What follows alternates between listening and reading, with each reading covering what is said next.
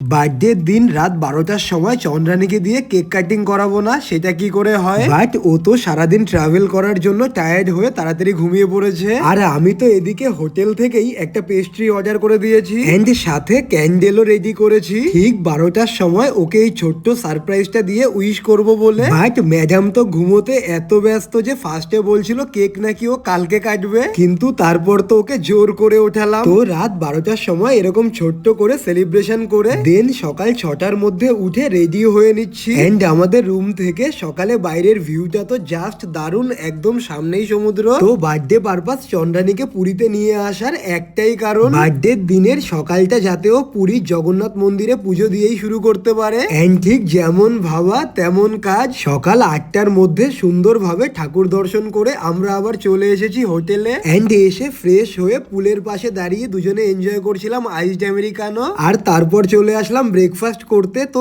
এটা ছিল ম্যাডামের বার্থডে স্পেশাল ব্রেকফাস্টের প্লেট। এন্ড আমি তো খেয়েছি ওয়াফেল আর সাথে নিয়ে নিয়েছিলাম একটা মশালা ডোসা। এন্ড বুফেতে তো দারুন দারুন ডেজার্টের অপশনও ছিল, তো সেগুলো ট্রাই করে তারপর ম্যাডাম তো যাচ্ছে একটু বিচের ধারে। বাট আমি তো ঘুম পাচ্ছে বলে যাইনি, কারণ আমার মাথায় তো এসেছে দারুণ একটা আইডিয়া। তো ওকে বার্থডে স্পেশাল আরো একটা ছোট্ট সারপ্রাইজ দেবো বলে অর্ডার করে দিয়েছিলাম ওর ফেভারিট চকলেট কেক, আর তার সাথে রিয়েল ফ্লাওয়ার পাইনি বলে একটা ড্রাইড ফ্লাওয়ারের বুকে। দেন চেক করে দেখলাম চন্দ্রানী তখনও বিচের ওখানেই ঘুরছে। তো ফটাফট টেবিলে সেট আপ করে একটা পার্টি পপার নিয়ে ও আসার ওয়েট করছিলাম। তো চন্দ্রানীকে 24/7 হ্যাপি রাখা, মাঝে মধ্যেই একটু ছোটখাটো সারপ্রাইজ দেওয়া তো আমার সবচেয়ে ফেভারিট একটা কাজ। আর বার্থডের মতো স্পেশাল দিনে এরকম একটু সারপ্রাইজ দিয়ে একটু এক্সট্রা স্পেশাল ফিল করাবো না, সেটা কি করে হয়? তো finally proper birthday purpose cake cutting করিয়ে দেন ওকে বলেছিলাম আবারও রেডি হয়ে নিতে। আর এই নিয়ে ম্যাডাম একদিনে 3বার 3টে নতুন ড্রেস পরে রেডি হলো। দেন আমাদের হোটেলের মধ্যেই দেখি এই দারুন সানফ্লাওয়ার গুলো হয়ে আছে। তো সেখান থেকেই তো ওকে একটা ফুল তুলে দিলাম। আর তারপর তো এখান থেকে একটা স্কুটি রেন্টে নিয়ে ম্যাডামকে নিয়ে বেরিয়ে পড়লাম পুরো পুরী ঘোরাতে। দেন পাশেই তো একটা সুন্দর বেশ সাজানো বিচ চোখে পড়লো। তো তারপর সেখানেও চলে আসলাম একটু ঘুরতে।